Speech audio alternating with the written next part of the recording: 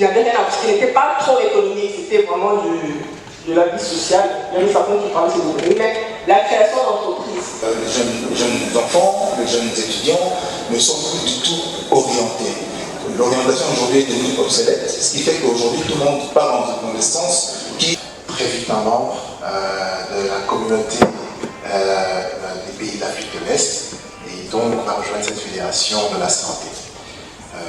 J'entends déjà beaucoup d'engouement. Malheureusement, et ça je vais revenir sur les médicaments, comme la plupart des pays en Afrique, nous subissons un fléau des produits frelatés. Je vous en prie, c'est que je ne vous avais pas sur la liste. Mais on peut y aller. La journée du 8 mars, et les mamans, nous avons une association des femmes, nous organisons une conférence. À cette conférence, il y a plusieurs intervenantes, dont moi. Nous estimons, il y en a d'ailleurs plusieurs, parmi les panélistes qui sont passés par ici, qui ont brossé. Il y a un investisseur dans la santé, dans la pharmaceutique bien sûr, dans le retail, dans la distribution et la fabrication de médicaments. Et je chapeaute la fédération de la qui circule dans nos pays, 1 milliard de dollars.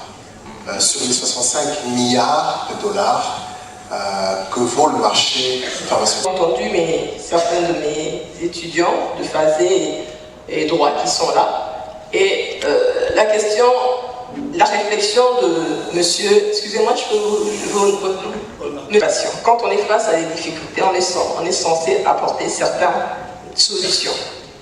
Je le dis particulièrement aux étudiants, quand je m'adresse aux étudiants, parce que la question de l'entrepreneuriat, c'est une question qui est centrale. On est depuis plusieurs années face à un chômage qui est croissant. Ce n'est pas d'aujourd'hui qu'il y a un problème de chômage des jeunes. Depuis plusieurs années, on vit ce chômage. Mais quelles sont les solutions, quels sont les remèdes qui sont apportés? On va se dire sûrement les autorités. Souvent là, on a tendance à dire les autorités trouvent des solutions. Mais de nous-mêmes, il faudrait qu'on essaye de nous imaginer quels sont les répondants, quelles sont les solutions qu'on peut apporter à un niveau restreint. On peut se dire, face au chômage, on peut aller vers l'entrepreneuriat. Et vous verrez, beaucoup de jeunes restent à la maison parce qu'ils attendent, ils ont postulé. Notre cher ami a dit que nous sommes plus de demandeurs d'emploi que de créateurs d'emploi. C'est vrai. Depuis que nous avons commencé notre journée, nous avons parlé de l'entrepreneuriat de manière générale. Et l'entrepreneuriat des jeunes, c'est l'entrepreneuriat. Les jeunes sont également dans cet entrepreneuriat qui, de manière générale, s'exerce dans le pays.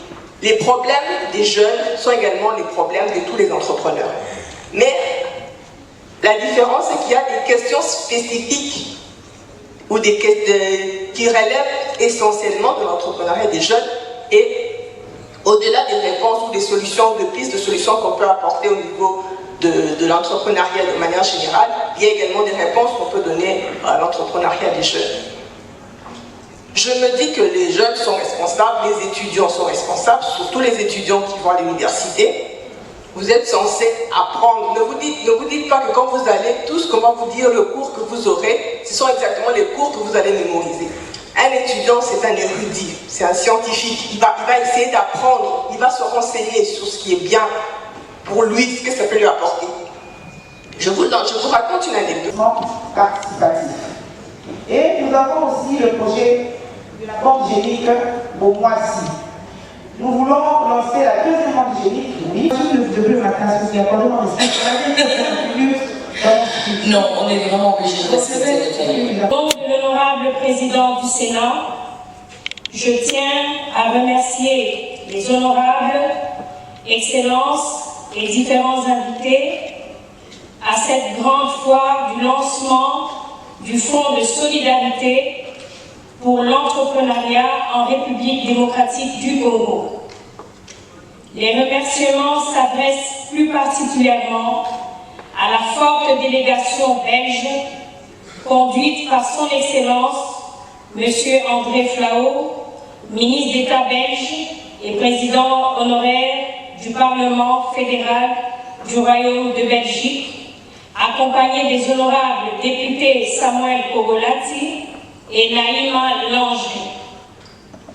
Cette présence témoigne de l'excellence actuelle des rapports entre le Royaume de Belgique et la République démocratique du Congo sous l'égide de son Excellence Félix Antoine Tshisekedi Tshilombo, président de la République, chef de l'État, à qui je rends un vibrant hommage.